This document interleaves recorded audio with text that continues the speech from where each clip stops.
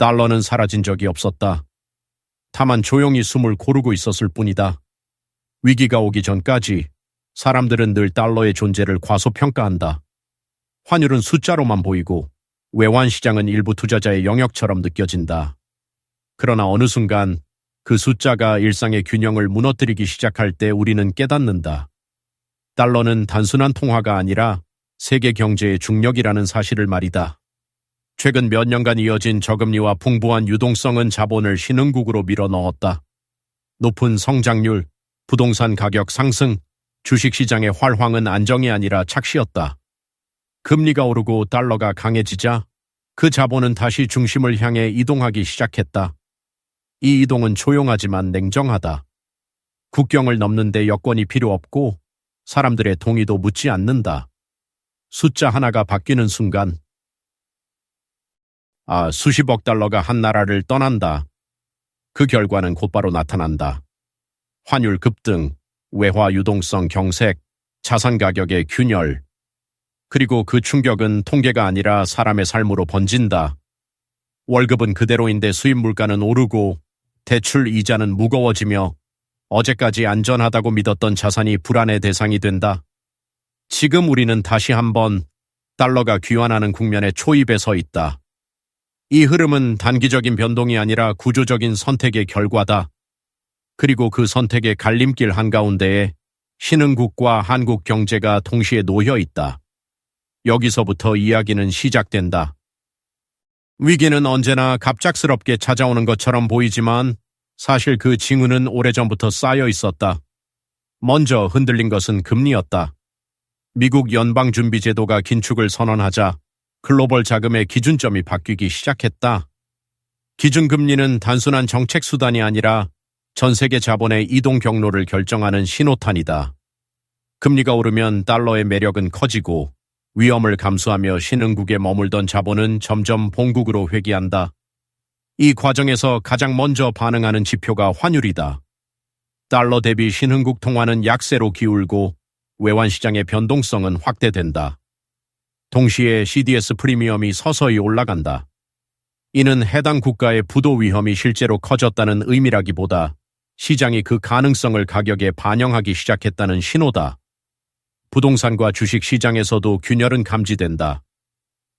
거래량은 줄고 가격은 더 이상 오르지 않는다.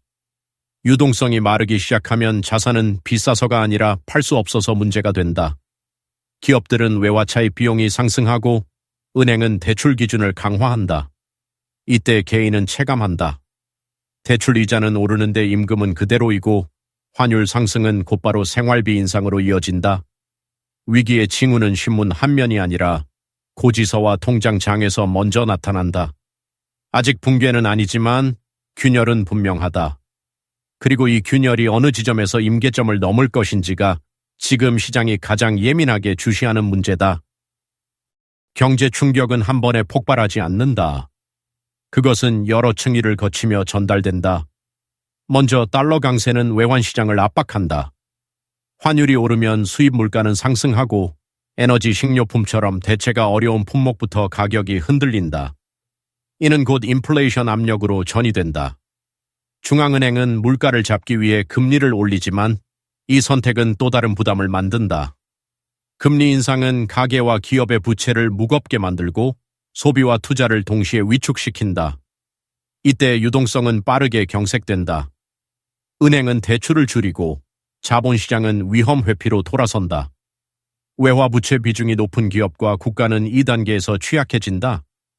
달러로 빌린 돈의 원리금은 환율 상승만으로도 눈덩이처럼 불어난다.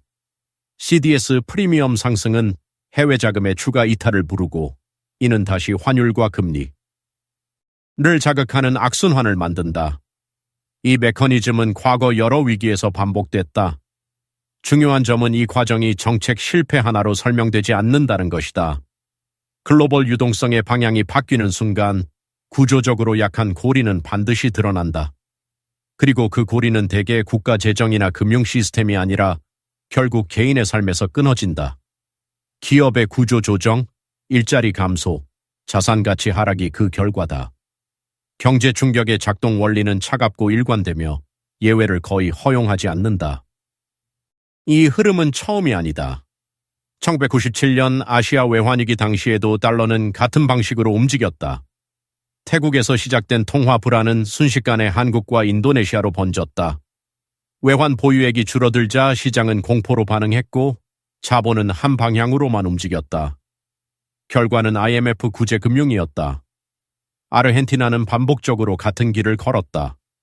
고금리 달러 부채와 만성적인 재정 적자는 달러 강세 국면에서 치명적인 조합이 됐다. 환율이 붕괴되자 예금 인출 제한, 물가 폭등, 사회 불안이 뒤따랐다.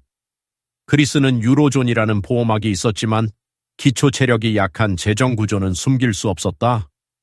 긴축은 경제를 살리기보다 시간을 벌었고 실업률과 생활 수준은 급격히 후퇴했다. 터키는 고금리 회피와 통화 정책의 신뢰 붕괴가 환율 위기로 직결된 사례다. 라화 약세는 수입 물가를 자극했고 이는 다시 금리 인상과 성장 둔화로 이어졌다. 베네수엘라는 극단적인 예다. 달러 유입이 막히자 통화는 사실상 기능을 상실했고 화폐 대신 생필품이 교환 수단이 됐다. 이 사례들의 공통점은 분명하다. 달러 강세 자체가 위기를 만든 것이 아니라 달러에 의존한 구조가 충격을 증폭시켰다는 점이다. 글로벌 자본은 감정이 없다. 안정과 수익이 보장되지 않으면 언제든 등을 돌린다. 그리고 그 선택의 결과는 항상 해당 국가의 내부에서 가장 약한 계층에게 먼저 도달했다. 그렇다면 이 거대한 흐름은 한국 경제에 어떤 의미를 갖는가? 한국은 과거의 한국이 아니다. 외환 보유액은 충분하고 금융 시스템의 투명성도 1987년과는 비교할 수 없을 만큼 높아졌다. 그러나 구조적 취약성이 사라진 것은 아니다. 한국 경제는 여전히 수출 의존도가 높고 원화는 글로벌 달러 시스템 안에서 변동성이 큰 통화에 속한다. 달러가 강해질수록 원화 약세 압력은 커지고 이는 기업과 가계의 부담으로 전이된다. 특히 문제는 부채다. 가계부채는 국내 총생산 대비 높은 수준에 머물러 있고 금리 상승은 곧바로 소비 위축으로 이어진다.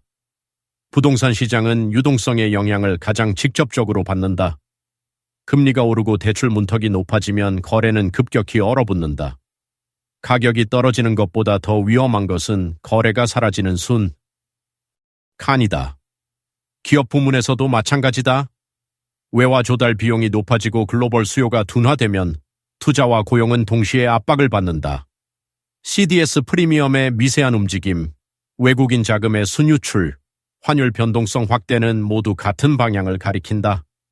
아직 위기라고 부르기에는 이르지만 충격에 취약한 구간으로 진입하고 있다는 신호다. 이 국면에서 중요한 것은 공포가 아니라 판단이다. 한국 경제는 붕괴의 문턱에 서 있는 것이 아니라 선택의 갈림길에 서 있다. 그리고 그 선택이 어디로 향하느냐에 따라 이 충격은 관리 가능한 조정이 될 수도 있고 깊은 상처로 남을 수도 있다. 이 갈림길에서 정부와 중앙은행의 역할은 결정적이다. 선택지는 많지 않지만 선택의 순서와 신호는 시장의 기대를 크게 좌우한다.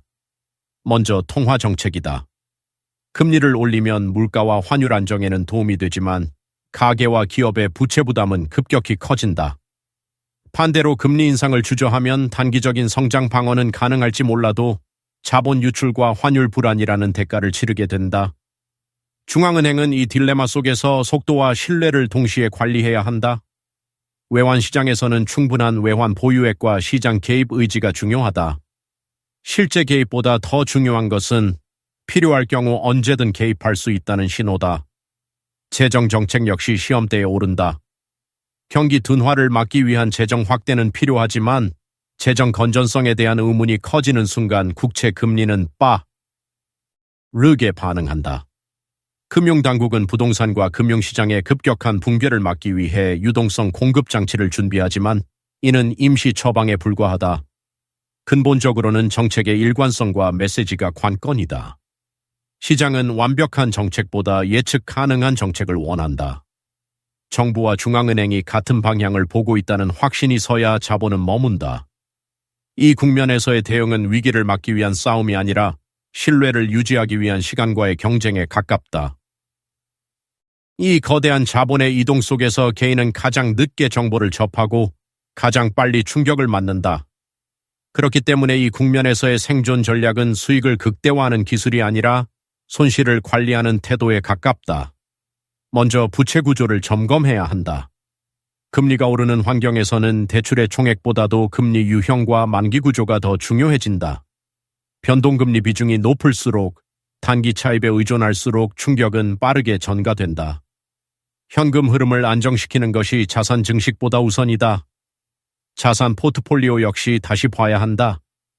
모든 자산이 동시에 오르는 시기는 끝났다. 환율 변동에 취약한 자산, 유동성이 낮은 자산은 위기 국면에서 팔 수 없는 위험을 안고 있다. 반대로 달러 자산이나 현금성 자산은 수익률이 낮아 보여도 선택권을 제공한다는 점에서 의미가 있다. 중요한 것은 방향 예측이 아니라 대응 여력이다. 직장과 소득도 마찬가지다. 고용 안정성이 높은 분야와 그렇지 않은 분야의 격차는 위기 때 급격히 벌어진다. 추가 소득원, 기술의 전환 가능성, 고정비의 축소는 더 이상 선택이 아니라 준비의 영역이다. 개인은 환율이나 금리를 통제할 수 없지만 자신의 재무 구조와 소비 습관은 통제할 수 있다. 이 차이가 위기를 통과한 뒤의 위치를 결정한다. 경제 위기는 모두에게 동일하게 오지 않는다. 같은 환경에서도 누군가는 버티고 누군가는 밀려난다. 그 차이는 정보가 아니라 준비에서 만들어진다. 달러의 귀환은 한 나라의 실패를 의미하지 않는다. 그것은 세계 경제가 주기적으로 선택해온 질서의 복귀에 가깝다.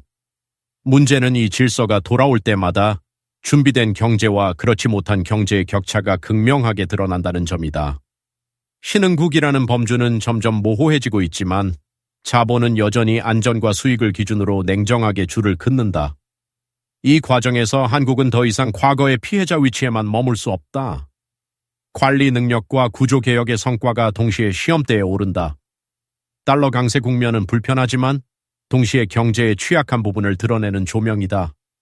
과도한 부채, 왜곡된 자산 가격, 낮은 생산성은 더 이상 숨길 수 없다. 이 현실을 직시하지 못하면 위기는 외부에서 오는 충격이 아니라 내부에서 증폭된 결과로 남는다. 반대로 이 시기를 정과 재정비의 계기로 삼는다면 충격은 통과 의례에 그칠 수도 있다. 경제는 늘 선택의 연속이었다. 달러가 돌아온 지금 선택은 다시 우리 앞에 놓여 있다. 공포에 반응할 것인가? 구조를 점검할 것인가? 단기적인 안정을 택할 것인가? 불편한 개혁을 감내할 것인가? 이 질문은 정부와 시장, 그리고 개인 모두에게 동시에 던져지고 있다. 자본은 이미 움직이기 시작했다. 이제 남은 것은 그 흐름 앞에서 어떤 자세로 서 있을 것인가에 대한 우리의 결정이다.